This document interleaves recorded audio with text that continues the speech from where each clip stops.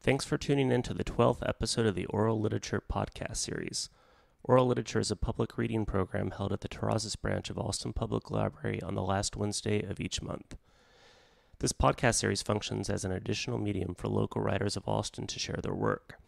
In this episode, we'll hear work from Lesser Gonzalez Alvarez, Lindsay Raspi, Austin Rodenbiker, and Katelin Kelly, who were all reading together at the program on July 26, 2017. Up first is Katelin Kelly. Hi, my name is Katelin Kelly. I'm a poet and teacher living here in Austin, Texas. I'm going to be sharing some poems with you guys today, focusing on the theme of home.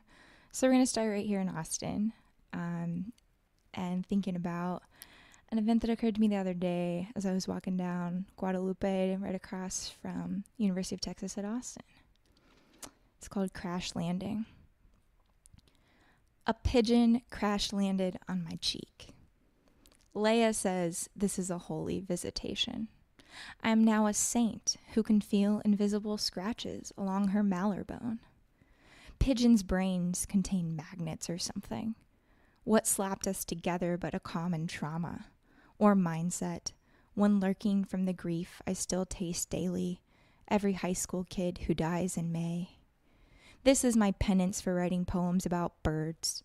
More interactions that cause more poems about birds. And last year, a bee crawled up my nose, stung me from the inside. The birds and the bees are telling me to fuck off, quite literally. My concern for myself in this matter diminishes now that I've been anointed.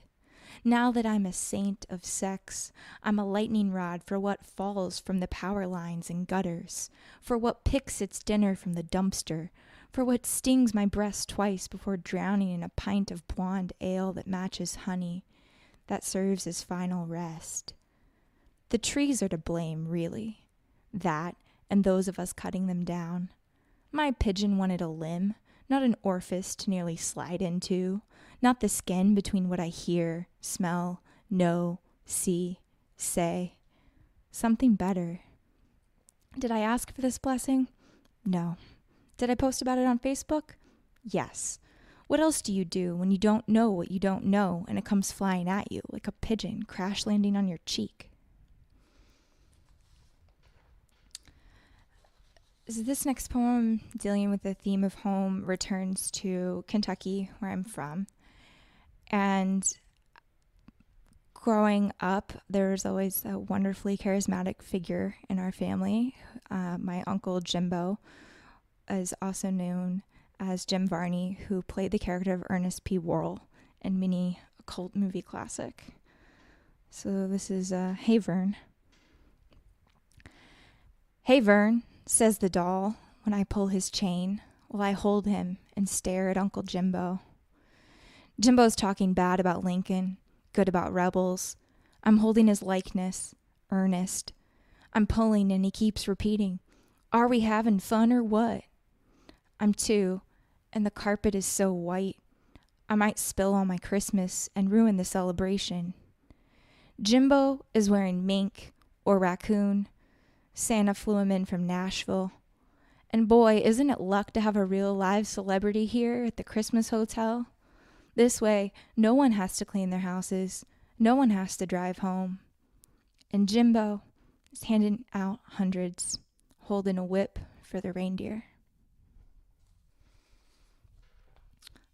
Also, on the theme of home in Kentucky, I've been working with Austin Rodenbiker on a series of erasure pieces that are erasing music.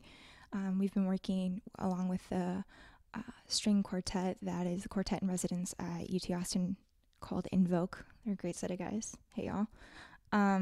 So this is an erasure of, appropriately enough, my old Kentucky home.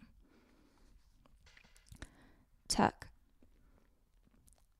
Tuck summer in and hunt no more like a shadow with light. Bend the arc for the weary. Bloom birds by the door of the old ark. Then grow a road. Then tuck night. Oh, or day. Sing, tuck home far away. All right, this last poem is going to kind of an adopted home of mine. Prior to moving to Austin, I was living in Kyle, South Dakota, which is about 11 miles away from the continental point of inaccessibility, which is kind of a literal middle of nowhere. So this is point of inaccessibility. All of it land, wild drove and rafter, an obstinacy and cowardice of curs, sweetgrass up to your armpits. Let the cattle guard sway serve as reminder, as practice, a sensation that jostles routes of wolves and passengers. A gang of elk wanders up the ridge and down. What are you in excess of but prickles of porcupines, a string of ponies, dander? Here it is, just for you, exploding up from the ditch to your left, a bouquet of pheasants, and they gurgle, lonesome for what? Lonesome for what? Lonesome for what? This hill like an on-ramp, this dirt like a nail in your shoe. When you touch the last peak, you might growl hangry, a labor of moles tracing your path, and there, right there, is nowhere. Hi, my name is Gonzalez Alvarez, and I'm a Cuban-born, primarily visual artist, but also a writer of poetry. And I do both tangentially, so here are a few poems, just back to back. This one's called Ant-like. I carry nuts and berries, various plastics, essence of aluminum. The sound it makes is copywritten, so simply picture it. 6 would-be gulps bound as ink and mummy. My trek across the Andes of the mind, the highway, where all thought stops as often as it brashly shoves. A golf course. I snake by painted chemtrail, rove the Central Market Range in witness. There they are exploring all possible scenarios of varied parking distance. I am thankful to have legs.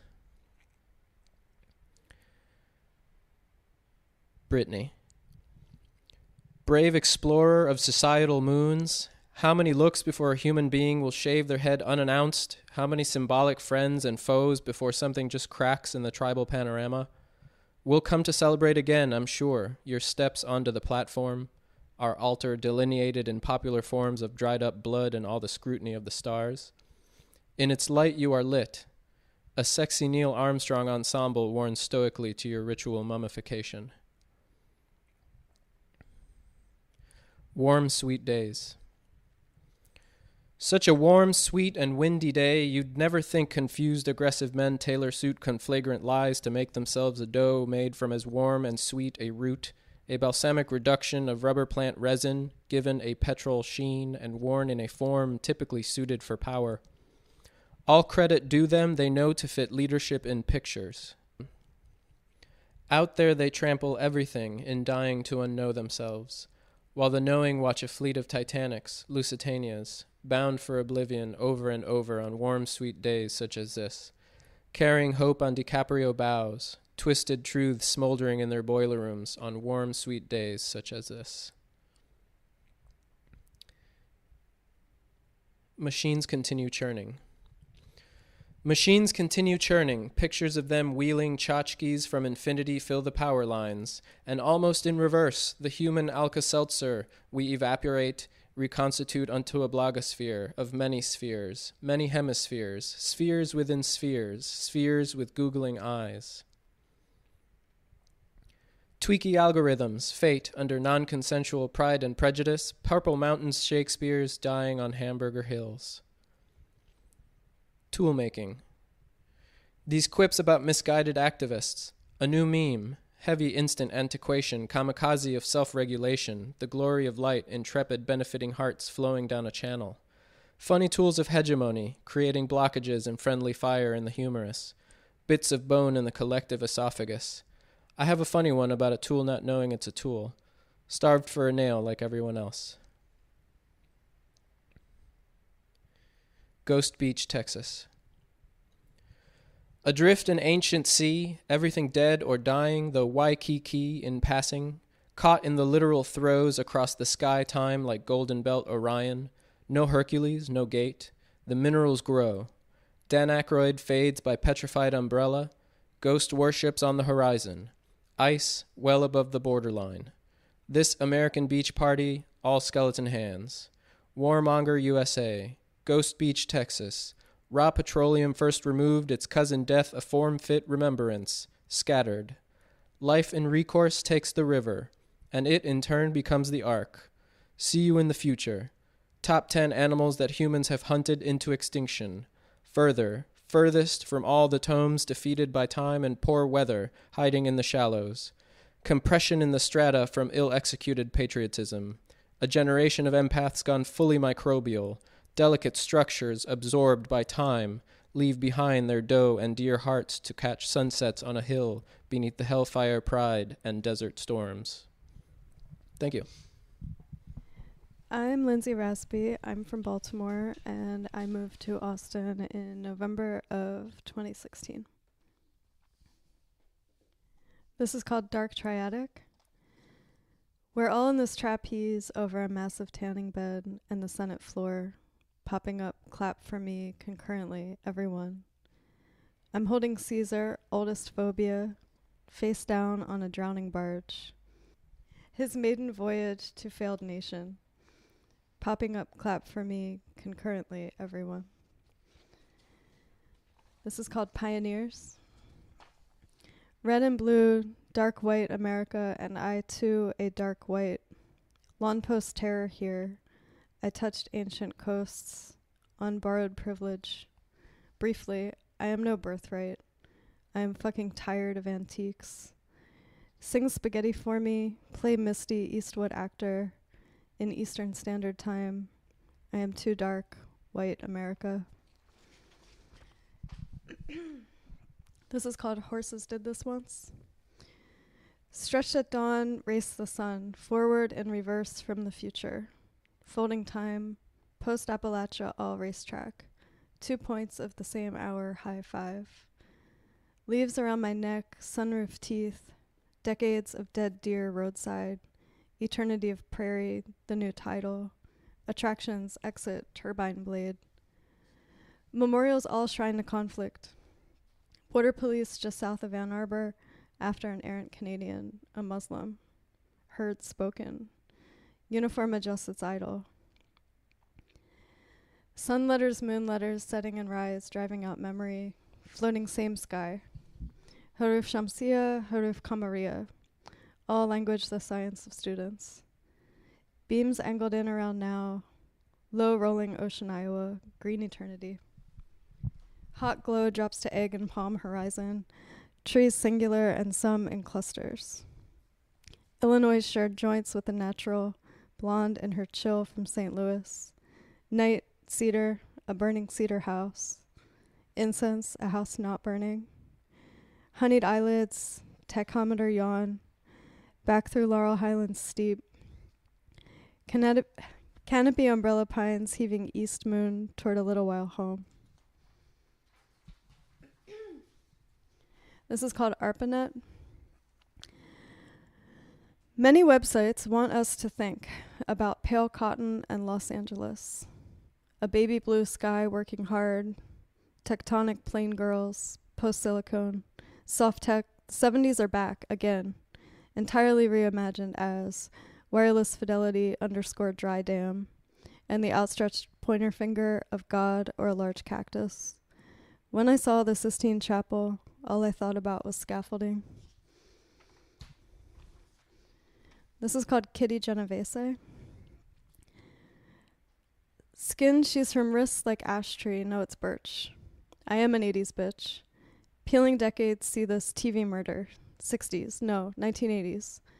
I was Clam's Casino, cocaine, what was left, love a stranger for a day.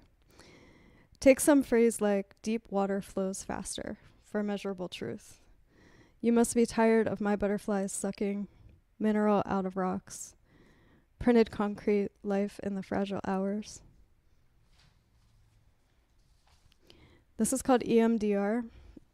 EMDR is a therapy method for dealing with trauma.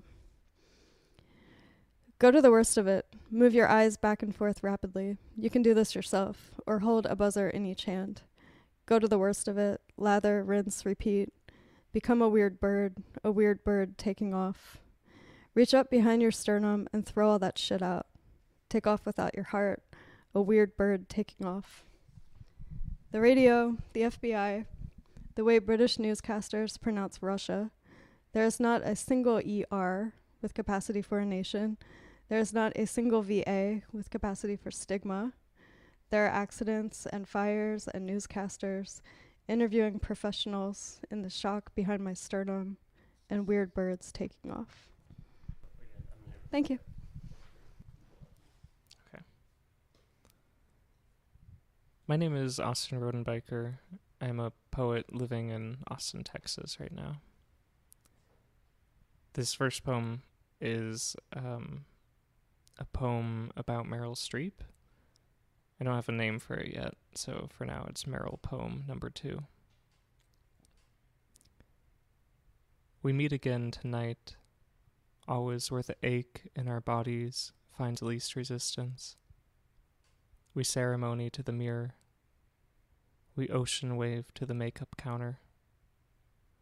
We try on the fall colors, little pots of glitter, gold tubes of dust. She speaks, almost to herself, about her failing garden. I nod. The images waver. Our reflection selves worry the frame. A voice at a fragrance kiosk beckons us over. In the department store is an artificial moon.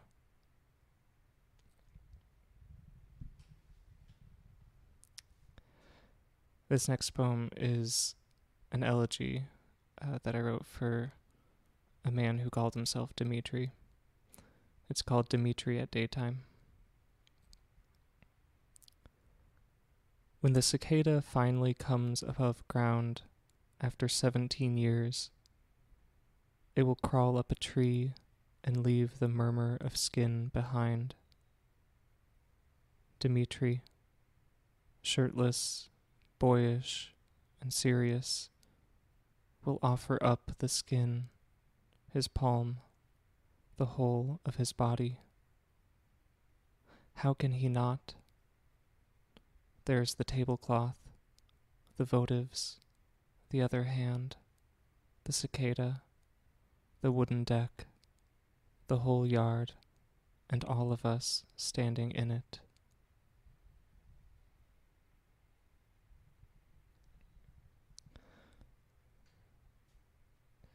This last poem is called Inverted Levitating Male Figure.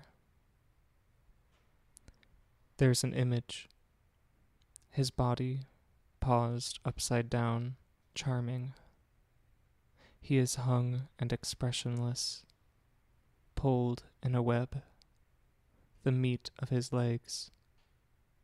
A shoelace is floating, pushed into an arc. Static is a frame. He is young and doesn't know how.